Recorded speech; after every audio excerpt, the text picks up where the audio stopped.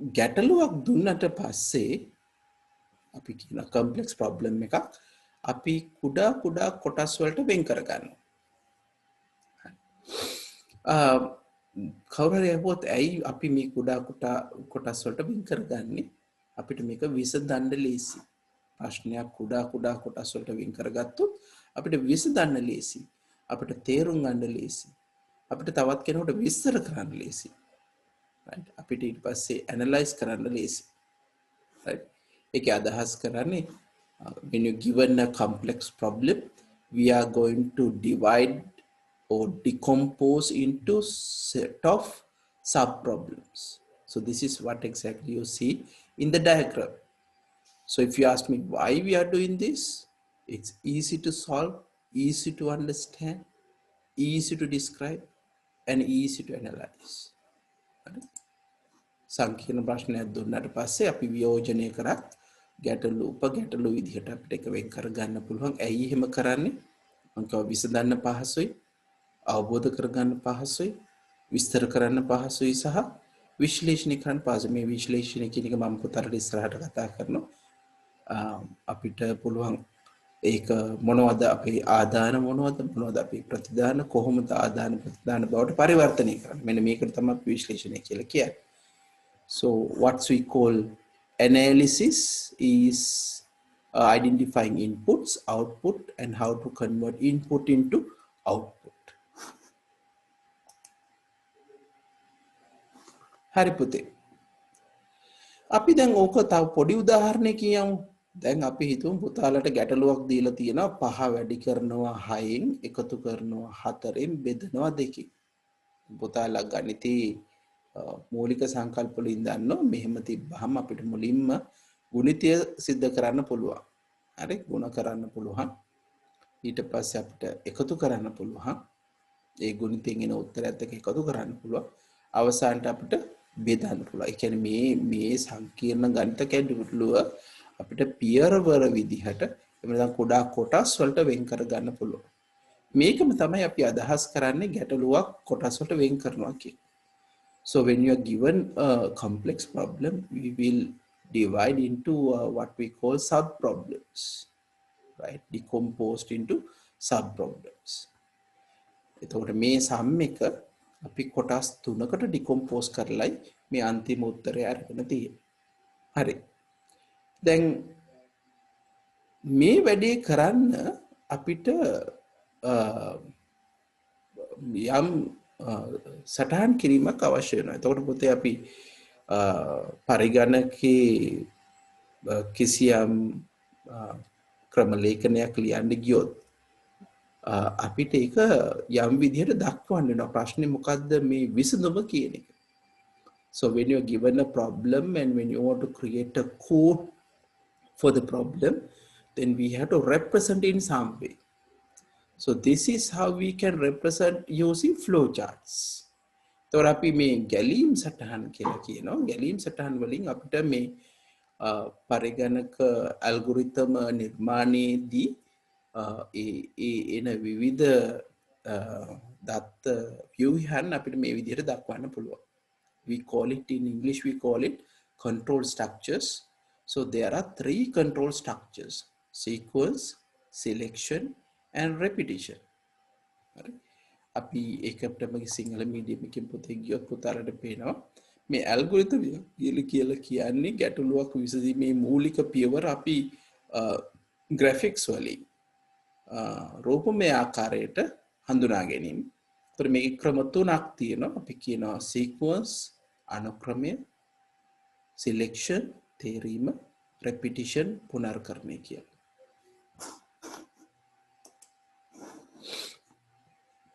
right. එහෙනම් මතක තියාගන්න පුතේ අපි මම එතනින් පටන් ගන්න යන්නේ අද පාඩම. අතට අද පාඩමේදී අපි කතා කරනවා කොහොමද මේ ගැලීම් සටහන් පාවිච්චි කරන්නේ ගැටලුවක් විසඳීම සඳහා. right. So we are going to look at today how we could use flow charts to represent algorithms. Okay, let's start. අපි දැන් කිව්වා මේ ඇල්ගොරිතම දක්වන ප්‍රධාන දත්ත ව්‍යුහයන් එහෙම නැත්නම් පාලන ව්‍යුහයන් තුනක් තියෙනවා කියලා. මේ පාලන ව්‍යුහයන් තුනේ පළවෙනි එකට අපි කියන අනුක්‍රමය එහෙම නැත්නම් sequence. So sequence means you are going to execute one after the other. නිකයි හරියට නිකන් පොතලට මේ පින්තූරේ පෙරලා තියෙනවා වගේ. මේ පඩි පෙලක් අපි නැගගෙන යනවා කියනවා වගේ. එක උපදේශක ඉඳන් අනෙක් උපදේශයට පිළිවෙලින් යන එක අපිට පුළුවන් sequence කියලා කියනවා. right. අපි දැන් උදාහරණයක් දීලා බැලුවොත් මේකේ තියෙනවා covering textbook පොතට පිට කවරයක් දානවනම් මොනවද කරන්න කියන ග්‍රැෆික් කාර්යයෙන් පෙන්නලා තියෙනවා. මේ තියෙන පොතේ ආරම්භය මේ හැඩය අපි පාවිච්චි කරන ආරම්භය කියලා දක්වන්න. මේ හැඩය. ඊට පස්සේ කිසියම් සැකසීමක් වෙනවා නම් අපි මේ ඍජු කෝණාශ්‍රය හැඩය පාවිච්චි කරනවා.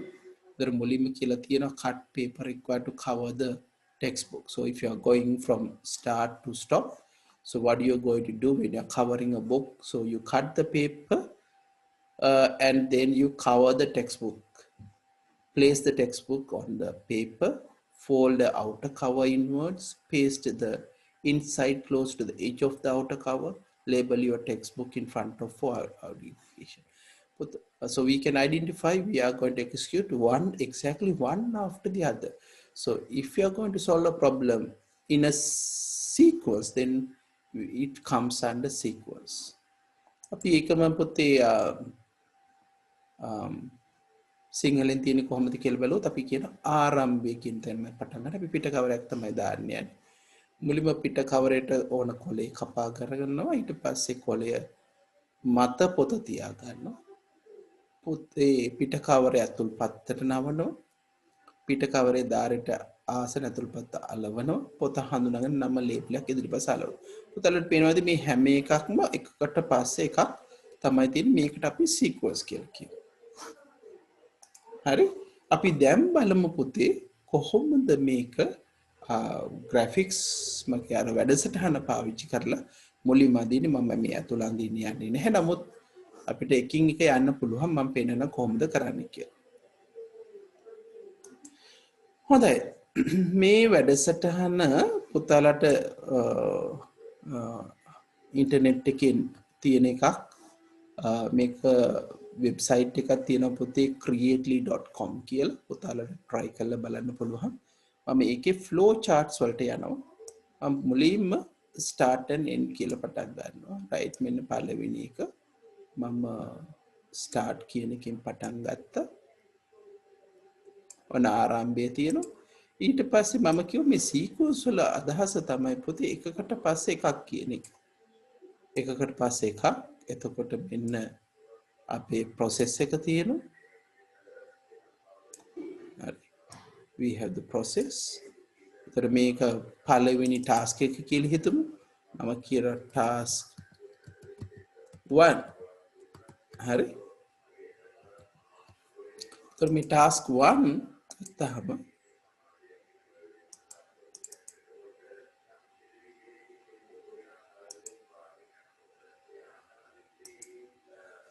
හරි.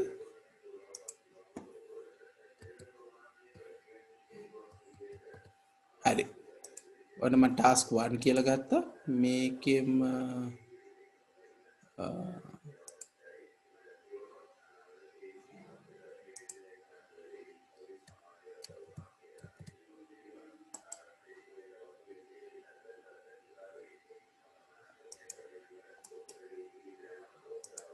හරි.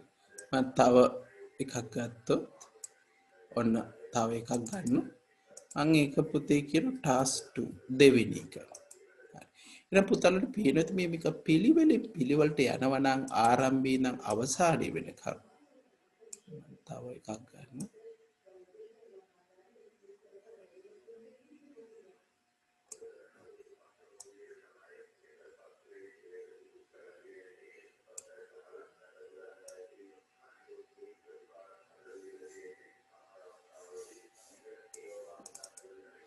මේක කියන end කියලා. හරි. එන පුතාලට පේනවා ඇති මම මේකෙදි ආරම්භය සහ අවසානය කියන එක දක්වලා තියෙනවා. දැන් මේක අපි යා කරොත් අපිට මේක කනෙක්ට් කරන්න පුළුවන් මේ විදිහට.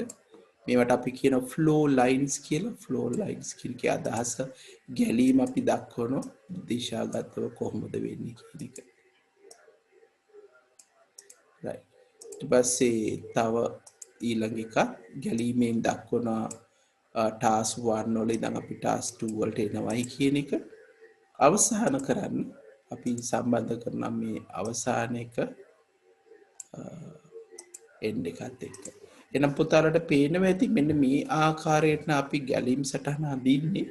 අපි ඒකට කියන අනුක්‍රමය කියලා කියනවා. So if you are drawing a flow chart starting with start, task 1, task 2 and then the end. If you are going in one after the other like this, then this is called sequence. එහෙනම් අපි පොතේ කතා කරා මොකක්ද මේ sequence කියන්නේ කියන එක. හරි. හොඳයි. අපි ඊළඟට බලමු උදාහරණයක්. හරි. දැන් පොතේ අපිට කියනවා ෆ්ලෝ chart එකක් අඳින්න, ගැලීම් සටහනක් අඳින්න කියලා ඍජු කෝණාශ්‍රයක වටේ දිග. හරි. ඒතර ඉස්සෙල්ලම පුතේ අපි ප්‍රොබ්ලම් එක ඇනලයිස් කරන්න ඕනේ. ප්‍රොබ්ලම් ඇනලයිස් කරනවා කියලා කියන්නේ අපි මුලින්ම බලන්න මොනවද ඉන්පුට්, මොනවද අපි දාන්නේ, නැත්නම් මොනවද ඇතුල් කරන්න ඕනේ. ඍජු කෝණාශ්‍රය අපි දැනගන්න ඕනේ දිග සහ පළල මොකක්ද කියන එක. දිග සහ පළල මොකක්ද කියන එක කියන්න ඕනේ. එතකොට මුලින්ම අපි ගන්න ඕනේ ඉන්පුට් එක තමයි දිග සහ පළල. හරි. මේක සිංහල මීඩියම් එකෙන් පුතාලට පෙන්නන්න මුලින්ම. එතකොට අපි මුලින්ම ගැටලුව විශ්ලේෂණය කරනවා. අපිට දීලා තියෙන ප්‍රශ්නේ තමයි වර්ගඵලය හොයන්න. අපි දිග ලබා ගන්නවා, පළල ගන්නවා. හරි. ඊට පස්සේ අපි බලන්න මොකද්ද ප්‍රතිදානය වෙන්නේ. අපි කියන පරිමිතිය මේකේ එකතුව ගන්න ඕනේ වටේ දිග. ඒතර අපි දන්නවා පළල එකතු කිරීම දිග, එකතු කිරීම පළල, එකතු කිරීම දිග. ඒ කියන්නේ දිගයි පළලයි එකතු කරලා දෙකෙන් වැඩි කරන්න හරි. එහෙනම් අපිට දිග හා පළල ගන්න ඕනේ. ඔව් අපිට හොයන්න තියෙනවා වර්ගඵලයයි පරිමිතියයි. පරිමිතිය කියන්නේ දිගයි පළලයි දෙකෙන් වැඩි කරොත් වර්ගඵලය හොයන්න මේ දෙක වැඩි කරන්න. එහෙනම් අපි එකට ෆ්ලෝ chart එකක් ඇඳුවොත්, ගැලීම් සටහනක් ඇඳුවොත් අපි පටන් ගන්නවා ආරම්භය දිග හා පළල අපි ලබා ගන්නවා ඉන්පුට්. ඊට පස්සේ වර්ගඵලය කියන්නේ දිගයි පළලයි ගුණ කරලා, පරිමිතිය කියන්නේ දිගයි පළලයි එකතු කරලා දෙකෙන් ගුණ කරලා අන්තිමට අපි ඒක පෙන්වනවා අවසන් කරනවා. So let's go to the English medium one. So this is to find out area of and perimeter of rectangle. We need to first analyze the problem. Analysis means we identify what are the inputs, what are the outputs, how to convert input to output using the process. So for this, to identify area and perimeter of a rectangle, we need width and length. So the input will be length and width. The outputs are the area and perimeter of the rectangle. So given length and width, how are we going to find out area and perimeter? Now for that we need process. So when you know length and width, to get area you have to multiply the two. So that's we call area. For perimeter we are going to add and then we multiply by 2. Right? And මෙන්න මේක තමයි අපිට කරන්න තියෙන්නේ. Right. අපි මේකේ දැන් අඳිමු එක. Right? Now I'm going to remove this.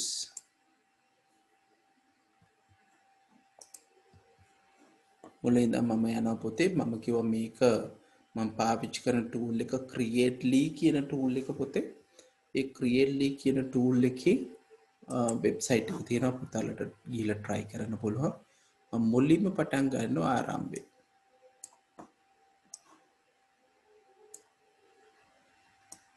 So අන්න මම ආරම්භය ගත්තා. Start. ඊට පස්සේ අපිට මොකද කරන්න ඕන? We have to get the inputs. So if you go back, you will see inputs we have a different shape. Right? We are using parallelogram to represent inputs. So we put parallelogram this shape to indicate that this is an input.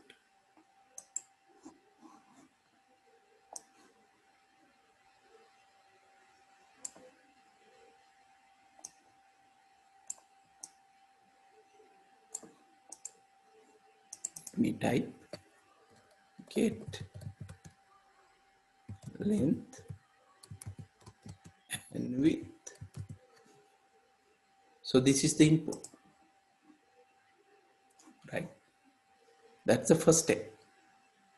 Once you get the length and width, then we have to put process.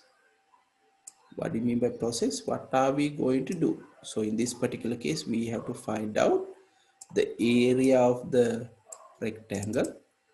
So first of all, we have to use perimeter.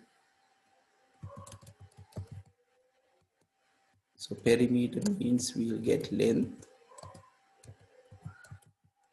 and add width, and then you multiply by 2, and then area you get length and then you multiply with width, right? So this is the next step. Next we need to output.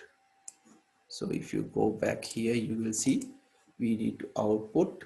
That means we say display area and perimeter. So to display area and perimeter, so again we have for both input and output, both we are going to use the same shape. So you are going to display area and perimeter. Yes. And then we are going to say end. So we will have end.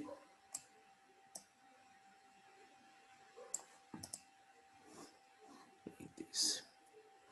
Make වෙනස් කරම will change it to end. හරි පුතේ. අපි දැන් මේක ගත්තොත් අපි දැක්ක ආරම්භය තියෙනවා. ඊට පස්සේ දිග සහ පළල ලබා ගැනීම තියෙනවා. පරිමිතිය හොයන්න දිගයි පළලයි එකතු කරලා අපි දෙකෙන් වැඩි කරනවා. වර්ගඵලය හොයන්න දිගයි පළලයි ගුණ කරනවා. ඊට පස්සේ මේ වර්ගඵලය සහ පරිමිතිය පෙන්වනවා අවසන් කරනවා. දැන් අවසන් කරන්න පොතේ මේවා එකට යා කරමු. අපිට සම්බන්ධ කරන්න පුළුවන්.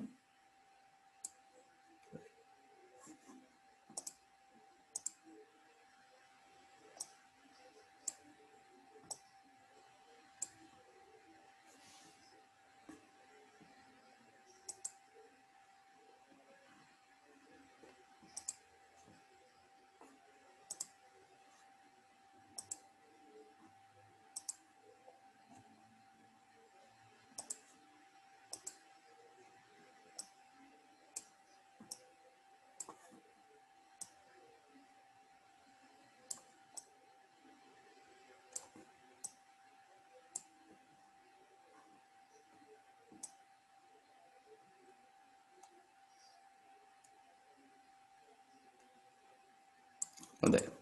එන්න මේ විදිහට අපිට ෆ්ලෝ chart එක අඳින්න පුළුවන්. එකකට පස්සේ එකක් කියන එක. මේකට අපි කියන අනුක්‍රමය කියලා කියනවා. හොඳයි. මට පුතාලා දැන් පොඩි වැඩක් කරලා දෙන්න ඕනේ. මට කියන්න ඕනේ දැන් හිතමු අපිට සමචතුරස්‍රක වර්ගඵලය හොයන්න ඕනේ කියලා. හරි? මට පියවර කියන්න මොකද මම කරන්න ඕනේ?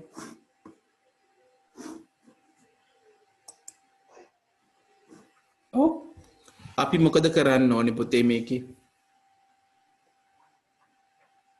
ඔව් දුලන වාට ඇහෙනවද පුතේ? පැහැදිලිද? ඔව් සර්. හරි. right. හොඳයි පුතේ අපි එහෙනම් බලමු කොහොමද සමචතුරස්‍රක වර්ගඵලය හොයන්න කියලා. මට එහෙනම් හැමෝම කියන්න බලන්න මොකද්ද මුලින්ම කරන්න ඕනේ? Let's say we want to find out area and perimeter of square. How are we going to start? අවුදුලාෂ් මොකද කරන්න ඕනේ මුලින්ම? අපතේ මේක ඩිස්කනෙක්ට් වෙයි තව ටිකකින්. එහෙම වුණොත් ආය පාරක් ඒ ලින්ක් එකම ක්ලික් කරලා ඔන් කරන්න. ඔව් මට කියන්න මොනවද ඉන්පුට් වෙන්නේ කියලා? සමචතුරස්‍රක වර්ගඵලය හොයන්න ඕන.